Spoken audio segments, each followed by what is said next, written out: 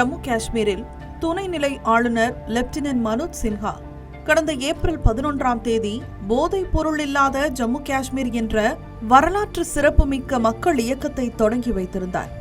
போதைப் பொருள் எதிர்ப்பு உறுதிமொழியை வழங்கி அதிகாரப்பூர்வ பிரச்சார சின்னத்தையும் வெளியிட்ட சின்ஹா போதைப் பொருள் கடத்தல்காரர்களுக்கு எதிராக ஒரு புதிய நிலையான செயல்பாட்டு நடைமுறையையும் அறிவித்திருந்தார்.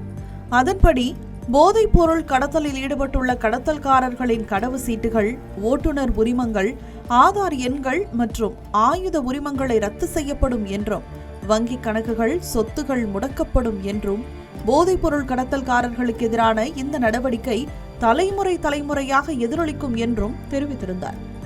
ஜம்மு மற்றும் காஷ்மீர் போதைப் பொருள் பயன்பாட்டு பாதிப்பிற்கு சிகிச்சை, ஆலோசனை மற்றும் மறுவாழ்வு மையங்களுக்கான விதிகளை அறிவித்திருந்தார்.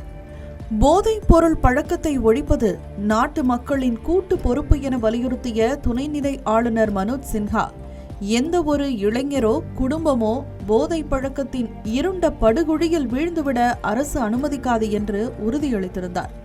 இந்நிலையில் கடந்த 100 நாட்களில் போதைப் பொருள் மற்றும் மனநல பாதிப்பை ஏற்படுத்தும் பொருட்கள் சட்டத்தின் கீழ் 2292 வழக்குகளை பதிவு செய்துள்ளதுடன் போதைப் பொருள் தொடர்பான குற்றங்களுக்காக 2581 குற்றம் சாட்டப்பட்ட நபர்களை ஜம்மு காஷ்மீர் காவல்துறை கைது செய்துள்ளது. மிகப்பெரிய போதைப் பொருள் எதிர்ப்பு நடவடிக்கைகளில் ஒன்றாக கருதப்படும் இந்த தீவிர நடவடிக்கையில் 1431 கிலோவுக்கும் அதிகமான ஹெராயின் மற்றும் பிற தடை செய்யப்பட்ட மருந்துகள் மற்றும் போதைப் பொருட்களை கைப்பற்றியுள்ளனர். போதைப் பொருள் கடத்தலில் ஈடுபட்டவர்களுக்கு சொந்தமான 188.89 கோடி மதிப்பிலான சொத்துக்கள் முடக்கப்பட்டுள்ளன.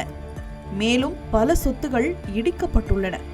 போதைப் பொருள் மற்றும் மனநல பாதிப்பை ஏற்படுத்தும் மருந்துகள் தொடர்பான விதிமீறல்கள் காரணமாக 264 மருந்து கடைகள் மீது ஒழுங்குமுறை நடவடிக்கைகள் எடுக்கப்பட்டுள்ளன. போதைப் பொருள் தொடர்பான குற்றங்களில் ஈடுபட்ட 833 பேரின் ஓட்டுநர் உரிமங்கள், 687 வாகன பதிவுகள் மற்றும் 64 கடவுச்சீட்டுகள் ரத்து செய்யப்பட்டுள்ளன. போதைப் பொருள் தொடர்பான நடவடிக்கைகளில் தொடர்பிருப்பதாக கூறப்படும் 14 ஒப்பந்ததாரர்களின் உரிமங்களும் ரத்து செய்ய பரிந்துரைக்கப்பட்டுள்ளது. வரும் மாதங்களில் போதைப் பொருள் கடத்தல்காரர்கள், அவர்களின் நிதி சொத்துகள் மற்றும் ஆதரவு நெட்வொர்க்குகளுக்கு எதிரான நடவடிக்கைகள் மேலும் தீவிரத்துடன் தொடரும் என்று எதிர்பார்க்கப்படுகிறது. தமிழ் ஜனம் சேனலை சப்ஸ்கிரைப் பண்ணாம பார்த்துட்டு இருந்தீங்கன்னா மறக்காம சப்ஸ்கிரைப் பண்ணிடுங்க.